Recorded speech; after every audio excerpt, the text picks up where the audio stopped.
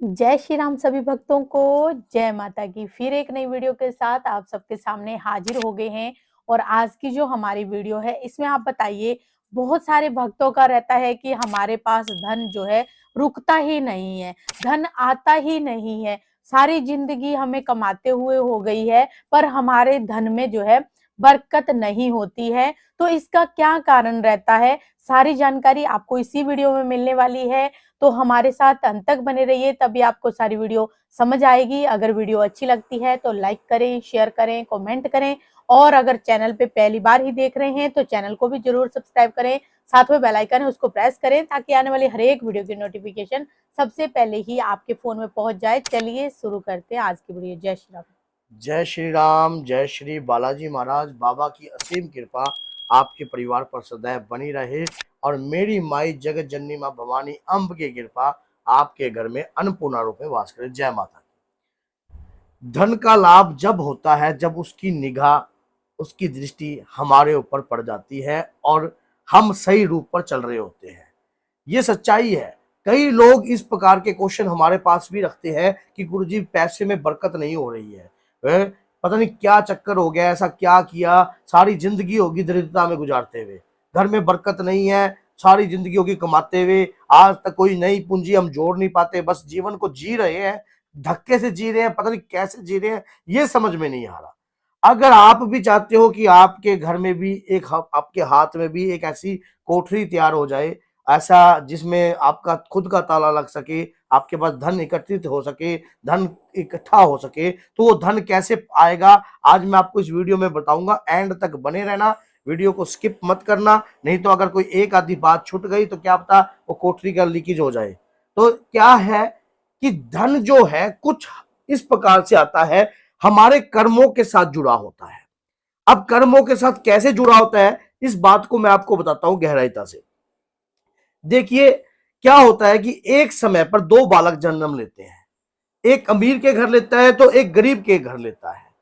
तो और ग्रहों की दृष्टि ऐसी होती है कि जो गरीब वो अचानक क्या होता है कि एक ही समय पे लिए हैं दोनों बालकों ने जन्म, लेकिन वो एक जो है कहीं ना कहीं ऐसी रईस हस्ती के घर पैदा होता है और एक ऐसा होता है कि जो गरीब के घर पैदा होता है। अब ये क्या हुआ, समय एक, आकाश में नक्षत्र तारे सब एक, लेकिन फिर भी ऐसा क्या हो रहा है। तो इसमें सबसे बड़ा बात होती है हमारे कर्म बलवान होते हैं, हमारे कर्म। भगवान श्री कृष्ण ने गीता में इस बात का स्पष्टीकरण दिया है, उपदेश दिया है अर्जुन को कि कर्म प्रधान से, मतलब कर्म जो है प्रधान रूप के विराजमान है। आज हमें धन को देखते हुए सारी जिंदगी हमारी टप गई कि धन आता जरूर है, कईयों के हाथ से तो ऐसा होता है कि आते बहुत कुछ है, लेकिन कहीं ना कहीं वो कोठरी जो है लीकेज पता नहीं कहां से है, वो लीकेज ढूंढते ढूंढते उम्र टप जाती है। कईयों के पास ऐसा होता है कि उन्होंने इतना मोटा कभी धन देखा ही नहीं, कभी लाभ प्राप्त हुआ ही नहीं। तो ये हमारे कर्मों के अनुसार है। आपके जो कोई पिछले कर्म है उस कर्मों को सुधारिए। अब कहेंगे जी हमें क्या पता हमारे पिछले कर्म कौन से हैं, हमको तो क्या पता, वो तो परमात्मा ही जानता है। नहीं, आप भी जानते हो। कहीं ना जब एक समय पर, एक टाइम पर, एक नक्षत्र पर और एक ही लगन पर दो बच्चे पैदा होते हैं, एक गरीब के घर पैदा होता है, एक अमीर के घर पैदा होता है, तो कहीं ना कहीं अगर इफेक्ट है तो कर्मों के ऊपर है।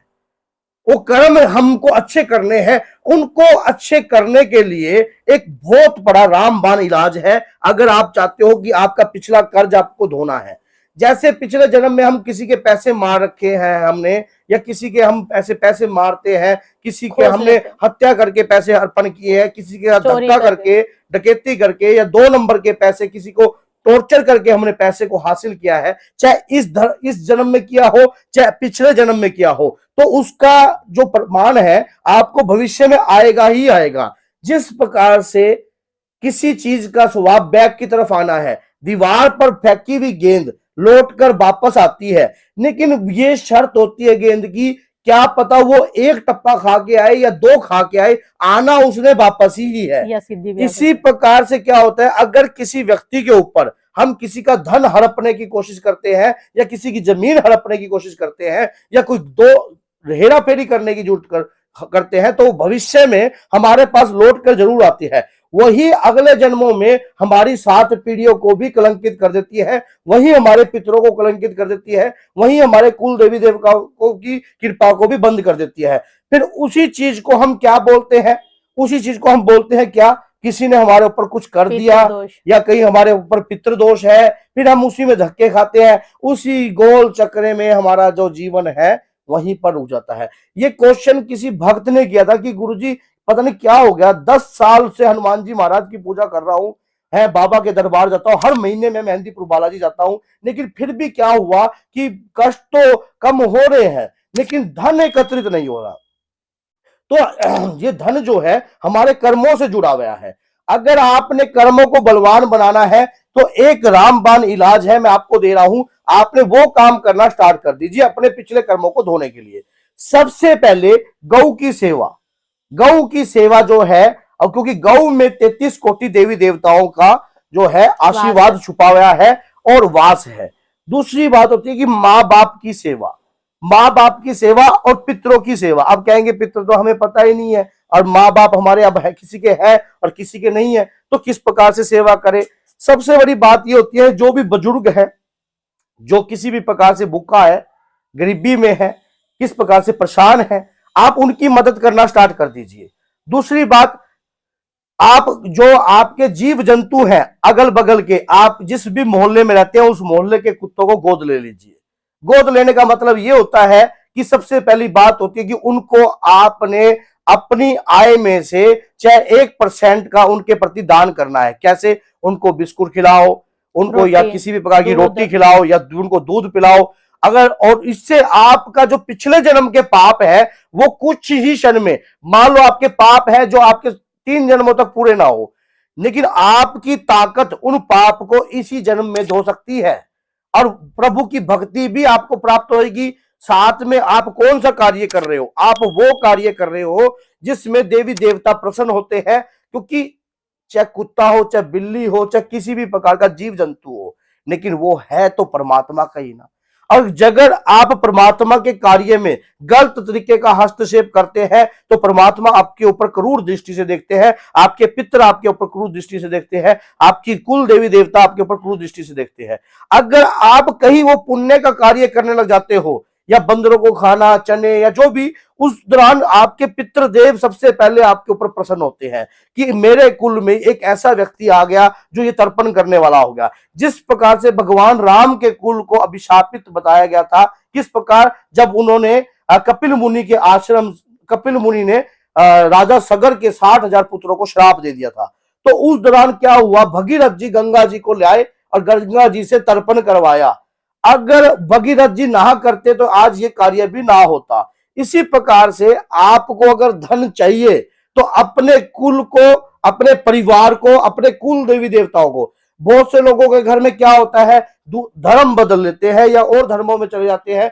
आपके खानदान के अंदर अगर लगातार किसी शक्ति की पूजा हो रही है और अचानक ही आप ऐसा काम करते हो, अपने धर्मों को बदलते हो या जगह जगह आप और कार्य करने लग जाते हो, तो इससे आपके पितृ देवता, आपके कुल देवता जो है रुष्ट हो जाते हैं। वो भी, उनका प्रकोप भी कभी आपको उभरने नहीं देता।